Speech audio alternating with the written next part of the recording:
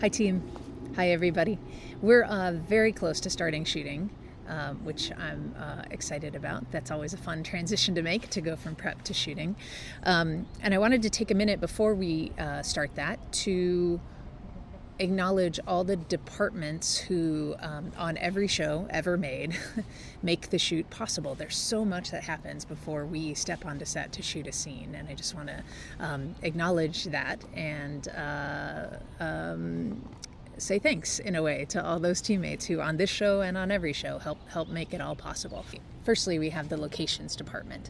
We've talked about how they're the ones who find the locations we'll film the show in, but beyond that, they get permits for where all of our trucks with all the gear will park. They find a spot where all of us will park, crew parking. Where's that going to be? They find a place for base camp to be, which is the area where all the actor trailers and hair and makeup and wardrobe are. That usually takes up a whole parking lot as well, so they find where that's going to be.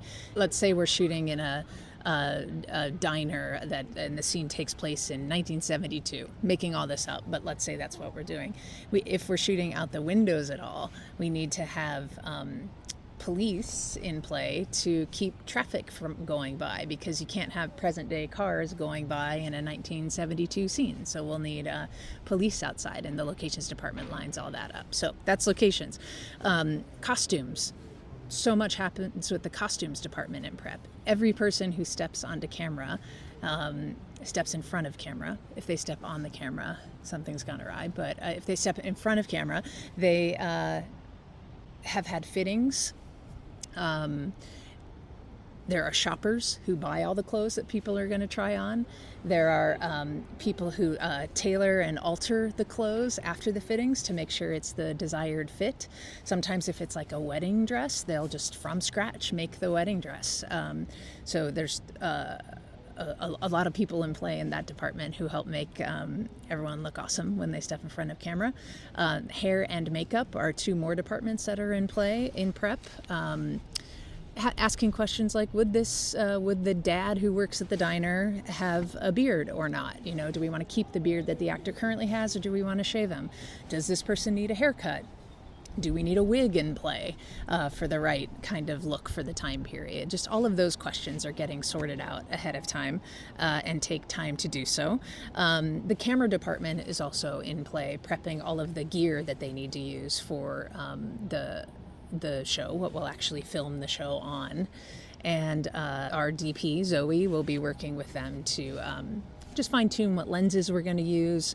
Every show has a camera test, which is where we gather up on stage, typically to film some of the actors, some of the curtains that might play on the show, if Set Deck wants to offer those up, just kind of starting to capture the look of the show and seeing what the lenses and the lighting choices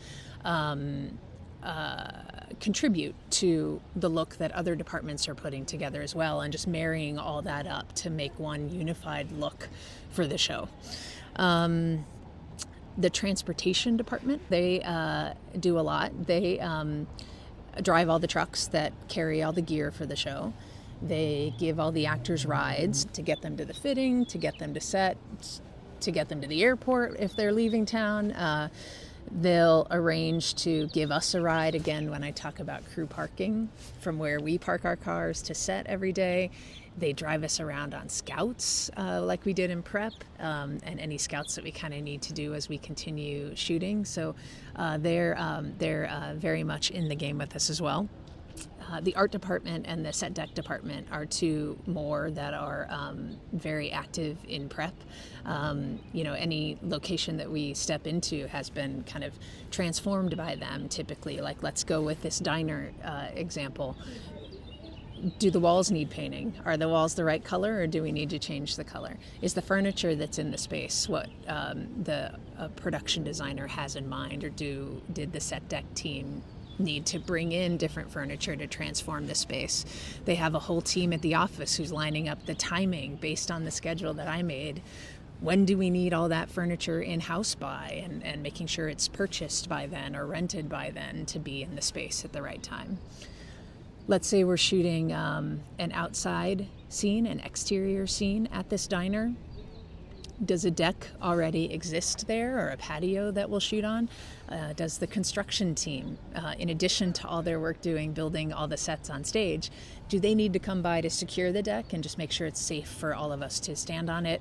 Maybe there's not a deck at all or a patio at all, and they need to build one there. That's something the construction team would come in before we get there to handle as well, which is awesome and appreciated.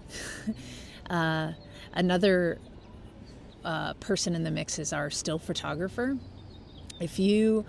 When you're watching a show and you see like family photos around the space, that is our still photographer who takes those photos. Let's say it's a family-owned diner and they have pictures of generations of their family who have owned this diner and run it around the space. So we need to take those pictures. So that's something you arrange and prep, and that's something our second AD will wrangle. And I'll admit, whenever I see still photos in a TV show, I always have a little tick, just because I know how much goes into making those happen. It's a lot.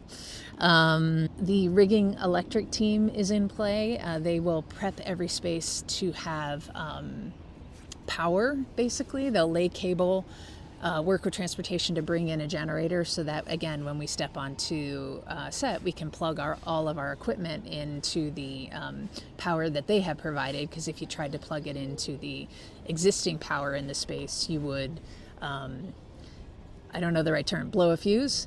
Bad things would happen. So we don't do that. We typically, /always, bring in our own power just because of the power needs that we have with all the lights and so on. There's just a lot of equipment that needs power. So they'll prep the space for that. And the rigging grips do similar work in prepping the space. For example, let's say at this diner we had a night scene that we were shooting. But it was an interior scene, so we could shoot it during the day. And maybe, for example, the scene had a kid in it, so we couldn't shoot it at night anyway, because there are child labor laws. You have to be done with kids at a decent hour. So let's say we had to shoot a night scene during the day inside.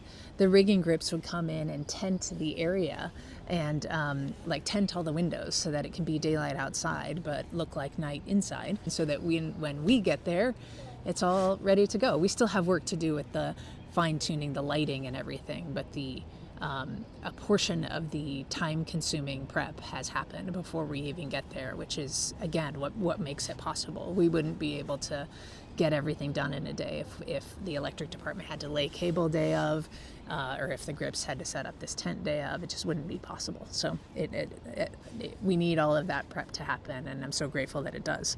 Oh, low power. I'm just seeing that this is already a 6-minute video, and I thought it'd be a quick one. Oh well, there's a lot of people to say thanks to.